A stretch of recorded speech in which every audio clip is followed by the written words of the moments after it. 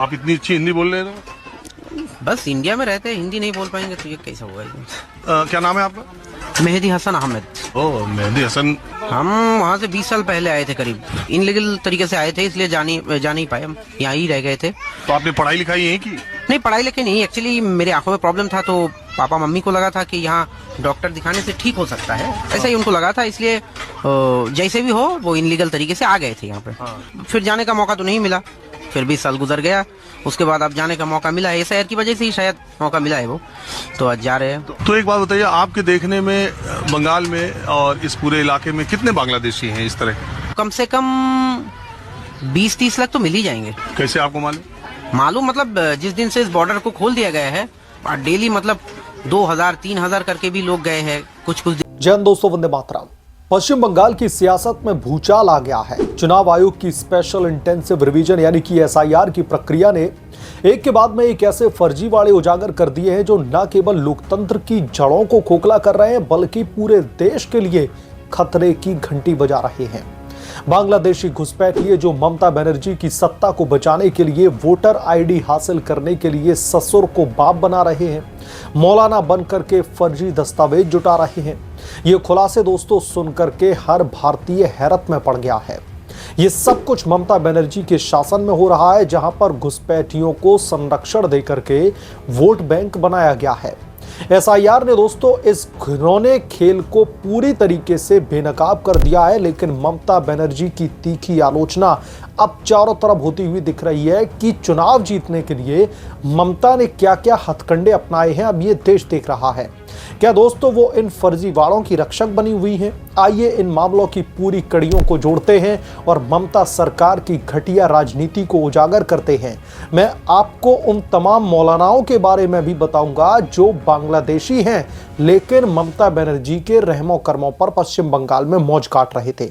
आप लोग भी अपने विचारों को, अपनी भावनाओं को कमेंट करके जरूर व्यक्त करें। चुनाव आयोग ने दोस्तों जून 2025 से एसआईआर की प्रक्रिया शुरू की, तो जो वोटर लिस्ट की डोर टू डोर जांच है उसका मकसद फर्जी वोटरों को हटाना और सही लिस्ट बनाना है। बंगाल में 7.6 करोड़ वोटरों की जांच हो रही है, जहां पर बीएलओ यानी कि बूथ लेवल ऑफिसर जो हैं वो घर घर जाकर के फॉर्म भरवा रहे हैं।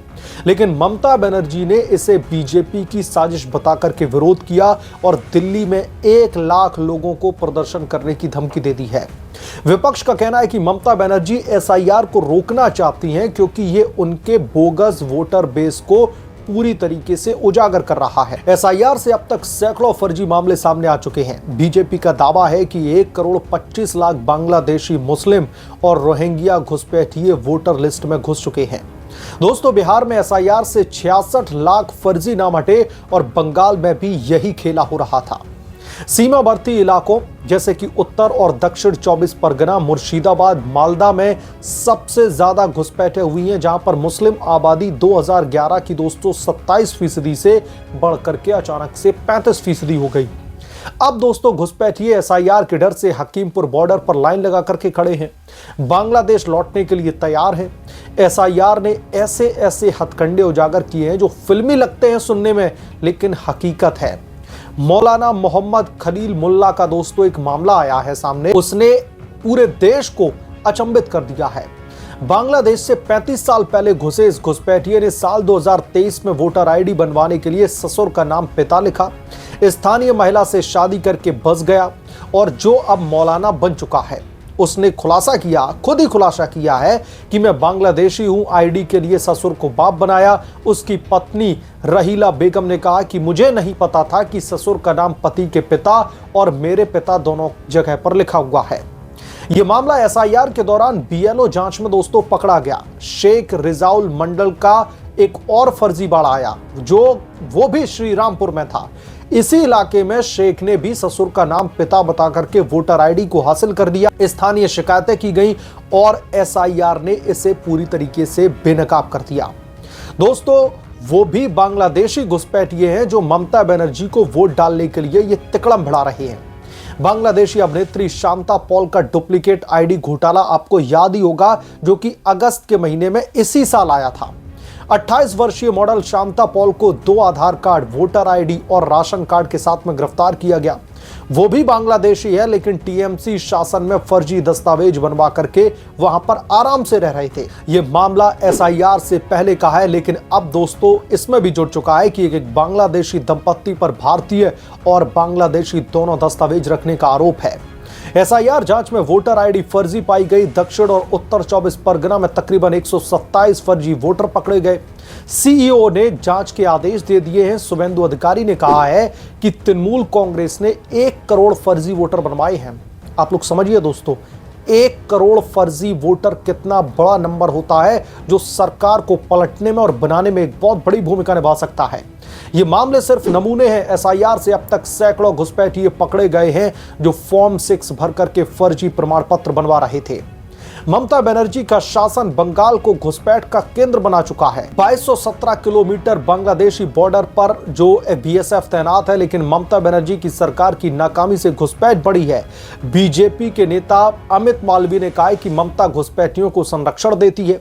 एसआईआर से टीएमसी पैनिक में है। शुभेंदु अधिकारी ने इलेक्शन कमीशन ऑफ इंडिया को पत्र लिखा है कि ममता का एसआईआर विरोध फर्जी वोटर बचाने की कोशिश है। ममता बनर्जी साल 2005 में सीपीआईएम पर घुसपैठ का आरोप लगाती थी। आज बीजेपी उसी पर आरोप लगा रही है। उनका बंगाल मॉडल वास्तव में घुसपैठिया मॉडल बन चुका है, जहां पर फर्जी वोट से 2021 चुनाव जीता गया। अब एसआईआर से उनका वोट बैंक पूरी तरीके से ढह रहा है और वो इलेक्शन कमीशन को बीजेपी की कठपुतली कह रही हैं। दोस्तों, ये न केवल लोकतंत्र का अपमान है, बल्कि देश की सुरक्षा पर सवाल भी खड़े करता है। घुसपैठिए भारत का बोझ, संसाधन चूसते, अपराध फैलाते। ममता को जवाब देना चाहिए, क्यों एसआईआर का विरोध, क्यों घुसपैठियों को शरण है। सीधा सा सवाल यह है कि ममता बनर्जी को एसआईआर से इतनी तकलीफ क्यों हो रही है। ममता बनर्जी के पास में क्या कोई ऐसा पुख्ता सबूत है, या फिर किसी भी पॉलिटिकल पार्टी के पास में ऐसा कोई सबूत है कि एसआईआर का इस्तेमाल जानबूझ करके तमाम फर्जी वोटर हटा दीजिए, तमाम वोटरों को हटाने के लिए किया जा रहा है, ताकि वहां पर जो सरकार है या फिर कोई भी विपक्षी जो पॉलिटिकल पार्टी है, उसके तमाम जो वोटर है उसको काटा जा रहा है। हर एक पॉलिटिकल पार्टीज के अपने बीएलओ होते हैं, हर एक पॉलिटिकल पार्टीज के बूथ लेवल के एजेंट होते हैं। तो फिर ऐसे में चुनाव आयोग मनमानी कैसे कर सकता है। और दोस्तों, 100% का सवाल यह है कि जो एसआईआर की प्रक्रिया है अभी बिहार में कंप्लीट हुई, अब उत्तर प्रदेश और पश्चिम बंगाल का नंबर है, फिर तमिलनाडु का नंबर भी आएगा। तो यहां पर समझने वाली बात यह है कि उत्तर प्रदेश में भारतीय जनता पार्टी की सरकार है, योगी आदित्यनाथ का शासन है, तो फिर एसआईआर में उन्हें भी दिक्कत होनी चाहिए थी, उन्हें भी लगना चाहिए था, क्योंकि वो तो पूर्ण बहुमत के साथ में भारतीय जनता पार्टी ने यूपी में सरकार बनाई है और मुख्यमंत्री योगी आदित्यनाथ को बनाया। तो उन्हें भी ऐसा लगना चाहिए कि यहां पर भी घुसपैठ, यहां के जो तमाम वोटर हैं, अगर उनके वोट काट दिए जाएंगे तो बीजेपी तो हार जाएगी। तो ऐसे में जहां जहां पर विपक्षी या फिर गैर भारतीय जनता पार्टी के दलों का शासन है, उनका बोलबाला है, उन्हें बहुत तकलीफ हो रही है।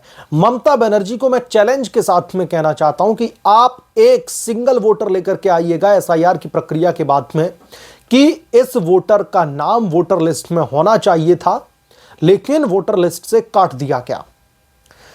बार बार चुनाव आयोग चीख चीख करके कह रहा है, क्लैरिफिकेशन दे रहा है, जवाब दे रहा है बार बार सुप्रीम कोर्ट को। सुप्रीम कोर्ट की तरफ से जितने भी नोटिस जारी किए जा रहे हैं कि एसआईआर की प्रक्रिया न तो किसी की नेशनैलिटी को जो है जज करने की प्रक्रिया है, यह प्रक्रिया सिर्फ अवैध वोटरों को हटाने की प्रक्रिया है।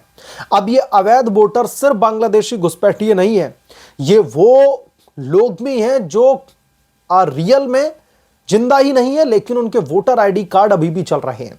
वो मर चुके हैं, लेकिन उनके वोट अभी भी डाले जा रहे हैं। और कैसे वोट डाले जाते हैं? वोटर आईडी कार्ड है, कोई भी शख्स किसी का भी वोटर आईडी कार्ड लेकर के गया और वहां पर जाकर वोट डाल दिया।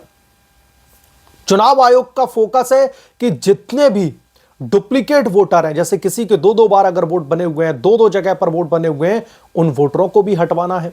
कई लोग ऐसे हैं जो स्थानांतरित हो चुके हैं, पश्चिम बंगाल में पहले रहते थे, उनका वोट था। मान लीजिए 2021 में वो पश्चिम बंगाल में ही रहते थे, जहां पर उन्होंने वोट दिया, किसी को भी दिया होगा, भारतीय जनता पार्टी को या फिर ममता सरकार को। अभी वो वहां से स्थानांतरित हो चुके हैं, पलायन कर चुके हैं। ममता बनर्जी के राज में हमने देखा है कितना वायलेंस होता है। तो उन लोगों ने वहां से पलायन करके कहीं और पर जाकर के रहने लगे, लेकिन अब वोटर आईडी कार्ड अभी भी उनका बना हुआ है पश्चिम बंगाल से, तो उनका भी वोटर आईडी कार्ड काटा जाएगा। तो चुनाव आयोग बार बार इस पर क्लैरिटी दे रहा है कि हम किसी की नेशनैलिटी को इसमें जज नहीं कर रहे। ये सीए और एनआरसी की प्रक्रिया नहीं है, ये एसआईआर की प्रक्रिया, और इस प्रक्रिया के तहत हम तमाम फर्जी, तमाम अवैध वोटरों को हटाना है, जो हमारी लोकतांत्रिक व्यवस्था में एक बहुत बड़ी व्यवधान पैदा कर रहे हैं। और इसी के तहत ये पूरी की पूरी प्रक्रिया चल रही है। लेकिन ममता बनर्जी को तकलीफ हो रही है, और ममता बनर्जी की दोस्तों तकलीफ अब सामने भी आने लगी है। इन मौलानाओं के जो खुलासे किए जा रहे हैं, किसी के पास में जो है बांग्लादेशी है, वो खुद एक्सेप्ट कर रहे हैं इस चीज को, वो खुद सामने से बोल रहे हैं कि हम बांग्लादेशी हैं, और हिंदुस्तान में आकर के उन्होंने वोट बनवा लिया, पश्चिम बंगाल में आकर के वोट बनवा लिया, और अब वोट बनवा करके जो है वोट डाल रहे हैं। और मैं तो ये भी नहीं कहता, अगर ममता जी कहें कि ये लोग इनके वोटर नहीं है, ठीक है भाई, ये आपके वोटर नहीं है, तो फिर आपको तकलीफ क्यों हो रही है? मैं तो कहता हूं कि अगर आपको लगता है कि ये बीजेपी के वोटर हैं, भले ही ये फर्जी वोटर है, लेकिन फिर भी बीजेपी के वोटर हैं, तो आप कटने दीजिए ना, इसमें तो आपका पॉलिटिकल फायदा है। तो ये सारी चीजें ममता बनर्जी को बहुत तकलीफ दे रही है। और एसआईआर की प्रक्रिया को लेकर के अब तो ममता बनर्जी ने अल्टीमेटम भी जारी कर दिया है, एक बड़ी सी रैली करने के लिए जा रही हैं, इसकी खिलाफत को लेकर के एक बड़ा सा आंदोलन शुरू करने जा रही हैं। अब देखना यह होगा कि सुप्रीम कोर्ट जो नोटिस बार बार जारी कर रहा है चुनाव आयोग को, क्या सुप्रीम कोर्ट ममता बनर्जी के इस फर्जी प्रोपेगेंडे को लेकर के भी कोई आदेश जारी करेगा, कोई एक नोटिस जारी करेगा कि ममता दीदी आपकी नौटंकी अब बहुत हो चुकी है, अब आप बंद करिए। क्योंकि अब जो तस्वीरें निकल करके सामने आ रही हैं, तमाम बांग्लादेशी घुसपैठिए हिंदुस्तान छोड़ करके जाते दिख रहे हैं, तमाम मौलानाओं के नाम निकल करके सामने आ रहे हैं। अभी तो ये मौलाना दबोचे गए हैं जो घुसपैठिए हैं और ममता जी को वोट देते होंगे। बहरहाल इस पूरे के पूरे मामले को लेकर के आप क्या सोचते हैं, आपकी क्या राय है, कमेंट करके जरूर बताएं। जल्द मिलूंगा किसी दूसरे बड़े अपडेट के साथ में, तब तक के लिए धन्यवाद। अगर आप लोग चैनल पर नए हैं तो आपसे गुजारिश है कि प्लीज चैनल को सब्सक्राइब कर लें और साइड में बेल आइकन को जरूर प्रेस कर लें, ताकि जब भी मैं कोई बड़ी खबर लेकर के आऊं तो इसकी नोटिफिकेशन सबसे पहले आपको मिले।